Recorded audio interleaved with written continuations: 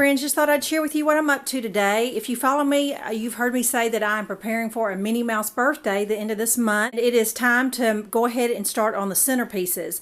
At the end of this video, I'll share with you some other things I've made. But here are the supplies. This is totally Pinterest inspired. I've kind of put my own spin on a lot of stuff, but you know, the gist of the idea definitely came from Pinterest. I picked up 2 of these foam wreaths, 1 package of these little styrofoam discs, and 2 metal little pails. So I do have $5 there. Another $1 or less was spent on a dowel rod that I cut in half, and I'm going to punch out some paper dots to probably decorate up the pail. And I just went and pulled some ribbon. I'll probably use that for between her ears, and some of this little other ribbon, curling ribbon, I may put around the neck of the centerpiece. Now I just picked up some tissue paper that I had. Not exactly sure what I'm going to fill this pail with once I get the stick stuck in there. I have some tissue sticking up, that will be fine. And these are just a couple of little doilies that I thought were so feminine and girly that I may sit the actual pail on the tablecloths. So we'll see. These are just some I picked up a week or so ago. So I do have about $5 or $6 invested in it.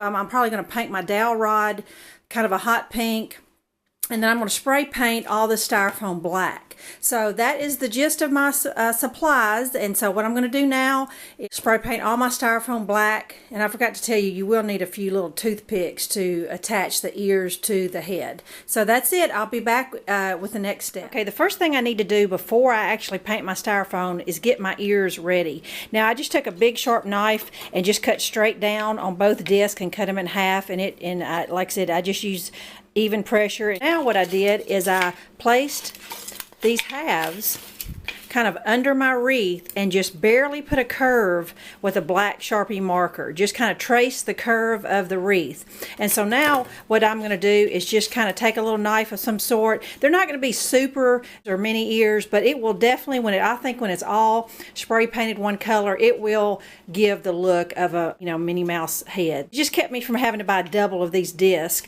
So, but if you want more pronounced ears, you could certainly buy another pack of these. What I do is just kind of chisel out both of those, and then I'm going to spray paint them all separate because I definitely want the inside black as well. But that's when I'll take these toothpicks, and that's what I'll adhere. I'll connect them to the actual head part. So now that's what I need to do with both sets of ears, and I'll be ready to spray paint them all black. Okay, I thought I'd catch you up where I'm at now. I was going to spray paint all my styrofoam pieces, but it was a little too cold outside, so I just went and got just some, the cheap acrylic craft paint upstairs and just a sponge brush, and it painted beautifully. You may have to pounce it a little bit in some of the places just because the styrofoam ears are not perfectly smooth. It painted up and dried really quick, and so I want to show you that I'm going to take 2 toothpicks and put it at the top of the Minnie Mouse head. And so I've got one finished just so I could show you what it looked like. Once I get my bow on there, they don't fit on the wreath perfectly, but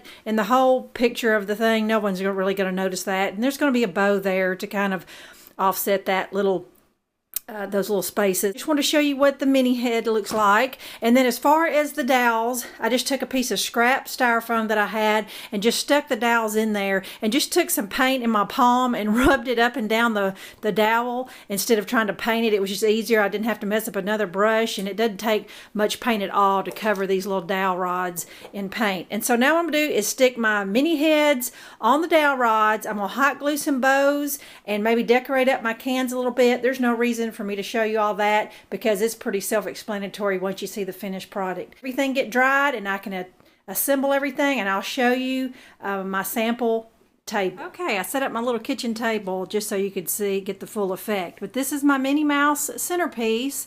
I'm going to move in closer in just a second so you can get a little better look. But this is just some pink plastic round tablecloths that we're going to have a couple of my patio tables made up like this. And this is the little doily I had, and we'll probably put some candies or something around it for the kids. And then I just glued some little dots to the pail, stuck 4 half sheets of pink tissue paper in the pail, just like you would a gift bag, a few strands of curling ribbon up around the neck, and then here is the ears and the head. Now, a couple things I've learned is I would take a little more time carving out my ears because you can see they're not perfectly meshed with the wreath. And another thing is I would have gotten a thicker or bigger dowel rod. You know, that dowel rod's just the only one I have. It works fine.